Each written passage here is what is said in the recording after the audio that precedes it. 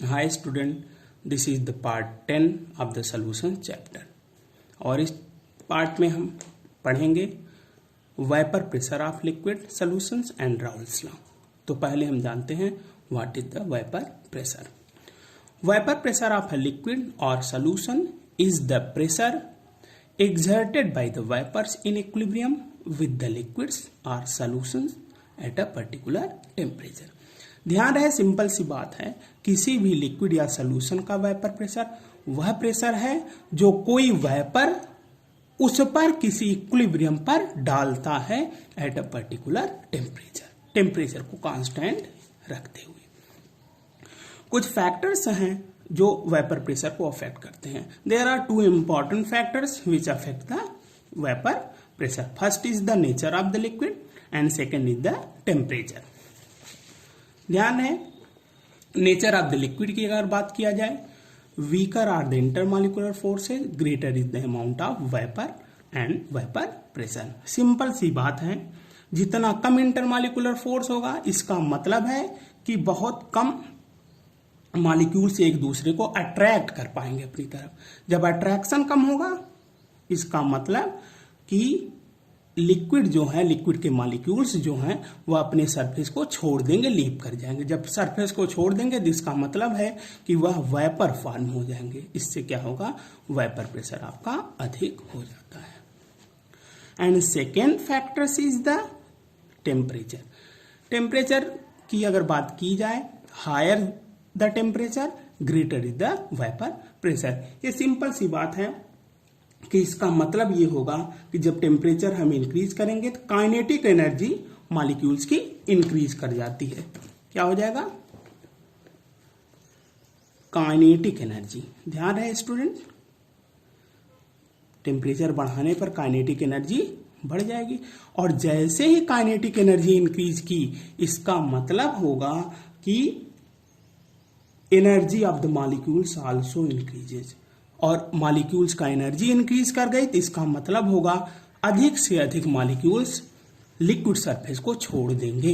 जब liquid surface को छोड़ देंगे इसका मतलब वेपर फॉर्म में वो कन्वर्ट हो जाएंगे। तो ध्यान रहे student, higher the temperature greater is the vapour pressure. ये दो फैक्टर्स थे जो वेपर प्रेशर को अफेक्ट करते थे।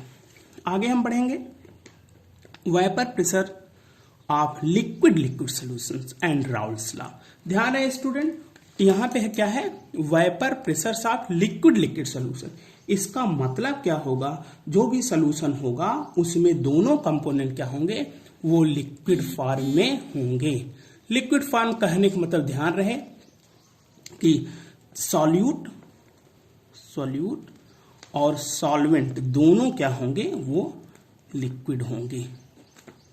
सॉल्यूट भी और आपका सॉल्वेंट भी, ये ध्यान रहे। मीन्स कहने का मतलब ये क्या हो गए, वोलाटाइल फॉर्म में दोनों होंगे। वोलाटाइल फॉर्म मतलब ध्यान रहिए, यहां एक वर्ड हमने लिखा है वोलाटाइल। वोलाटाइल फॉर्म मतलब ये होगा, ये क्या होंगे, वेपर फेज में चेंज हो सकते हैं, वेपराइज हो सकते हैं। ये ध्यान रखिएगा। तो वेपर फेज में कौन चेंज हो सकते हैं, अगर लिक्विड हैं तभी तो वेपराइज हो पाएंगे, ये ध्यान रखिएगा।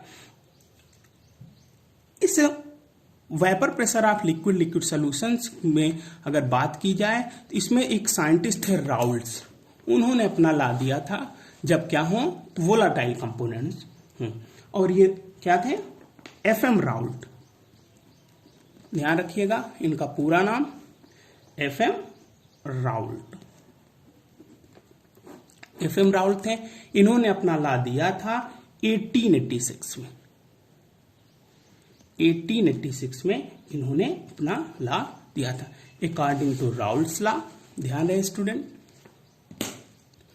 At a given temperature for a solution of volatile liquids the partial vapour pressure of each component of the solution is directly proportional to its mole fraction present in the solution। ध्यान रहे कि temperature कोई constant हो या किसी दिए गए temperature पर किसी वोलाटाइल लिक्विड्स के ध्यान रखिए यहां वर्ड हमने यूज किया वोलाटाइल लिक्विड्स, दोनों हो सकते हैं, सल्यूट भी और सॉल्वेंट भी। पार्शियल वेपर प्रेशर, वर्ड पे ध्यान रखिएगा, ये क्या है, partial vapour pressure of each component is directly proportional to its mole fraction, उसकी मोल फ्रैक्शन के डायरेक्टली प्रोपोर्शनल होता है, ये ध्यान रखिएगा। अगर हम मान लें कि दो वो मिसिबल वोलाटाइल लिक्विड्स ए हैं और बी हैं, ध्यान रखिएगा स्टूडेंट, ध्यान से समझिए, वोलाटाइल लिक्विड्स क्या है, ए हैं और बी हैं, उनके मोल फ्रैक्शन अगर यक्स ए और आपका यक्स बी है, और टेम्परेचर ध्यान रखिएगा कोई भी हम टेम्परेचर ले लेकिन वो फिक्स रहे, बार बार चेंज ना हो। अगर इनके partial vapour pressure P A और पी बी हों, और ध्यान रखिएगा then according to Raoult's law P A directly proportional to x A, P B directly proportional to x B. ध्यान रखिए प्रोपोर्शनलिटी की साइन हम हटाते हैं तो एक कांस्टेंट लगाते हैं जिसे हम कहते हैं P naught A, x A है ही, इसी तरह P B equal to P naught B x B. ध्यान रखिए दोनों कंपोनेंट्स के लिए ये क्या है, पार्शियल वेपर प्रेशर। अगर हमें और ढंग से लिखना हो तो पी ए क्या है, P A and P B दोनों हम साथ में लिख देते हैं, पी ए पी बी क्या है, partial vapour pressure, vapour pressure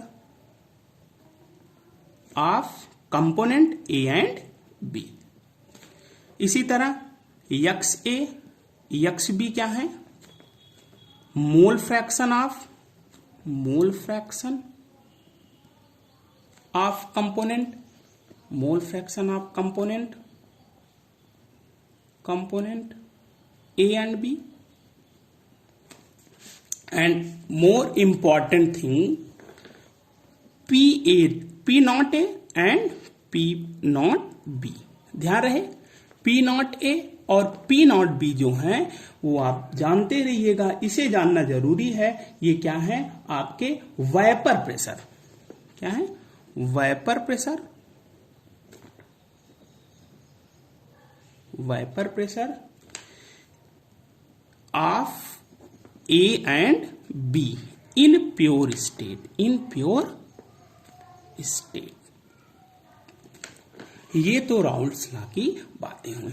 ध्यान रहे स्टूडेंट, डाल्टन्स के according to Dalton's law of partial pressure, according to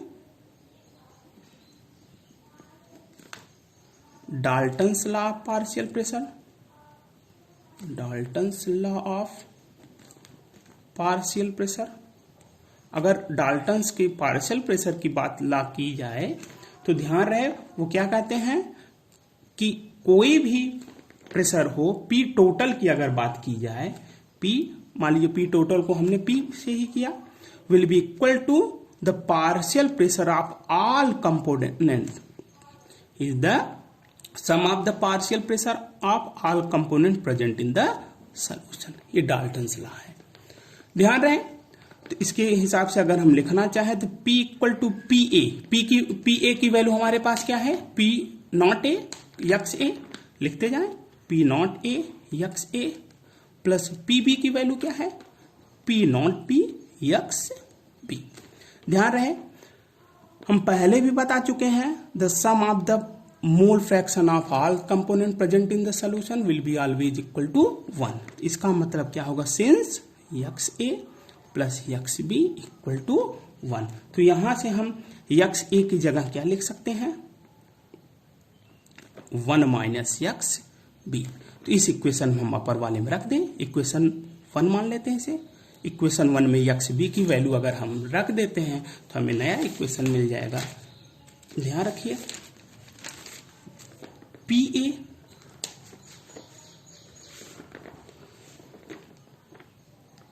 A equal to या P equal to 1 minus x A की जगह रखना है यक्स बी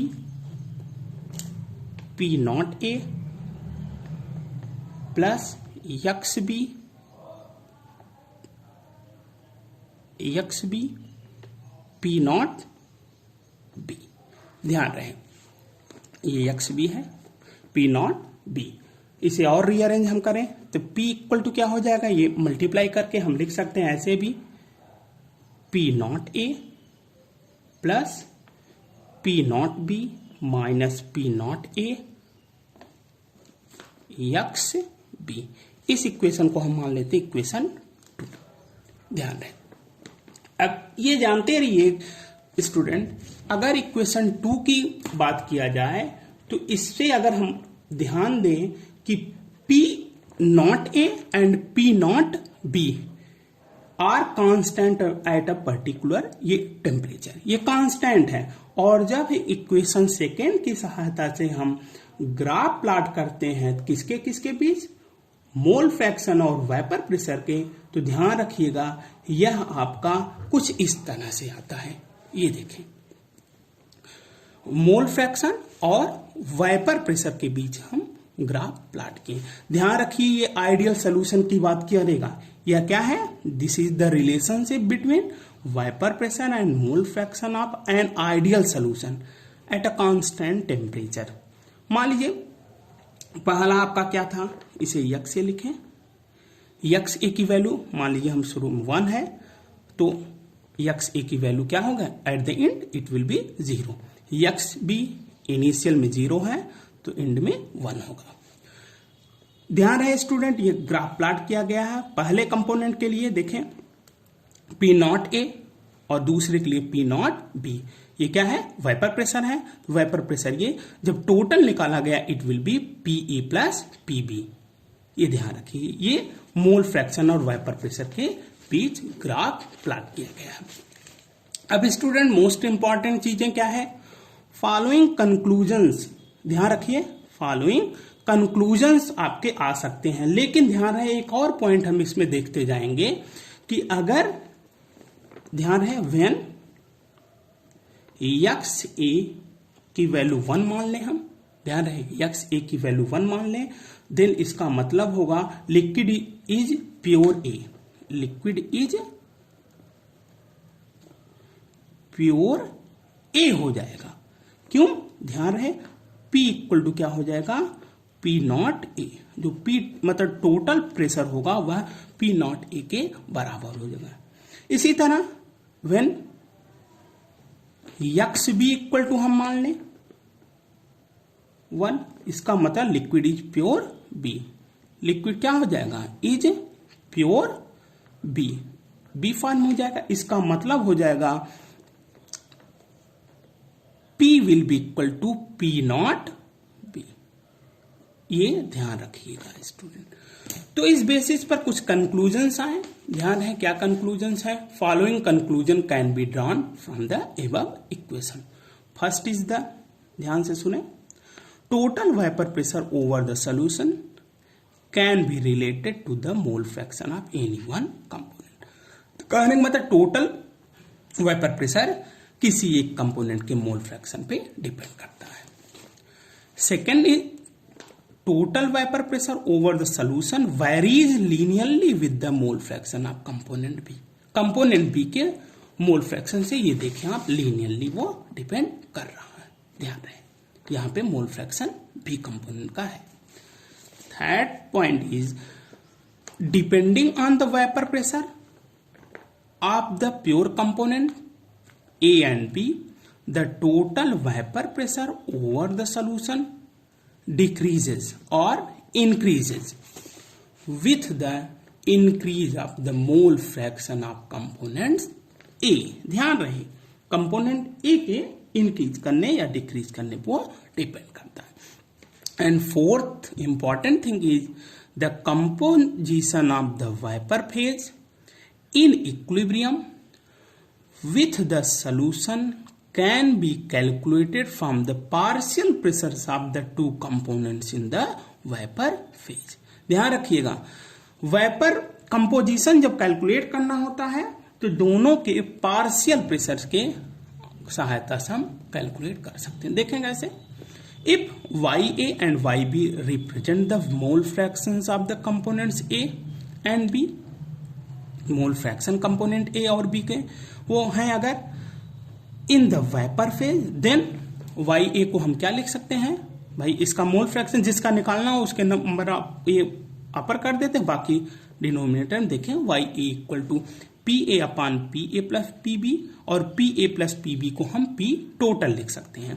तो YA इक्वल टू क्या है, PA अपान P टोटल, तो यहां से हम A equal to P total into YA लिख सकते हैं। इसी तरह हम दूसरे कंपोनेंट की भी अगर बात करें, YB equal to PB upon P total, which implies PB will be equal to P total into YB।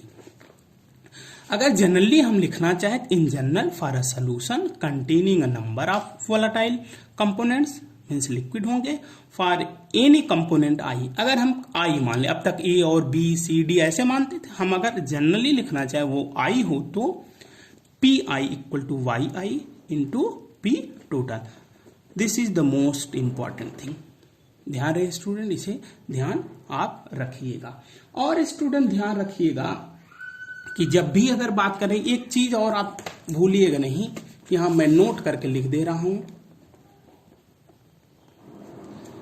ध्यान रहे, the minimum value of P total, अगर जो पार्शियल प्रेशर टोटल था, द मिनिमम वैल्यू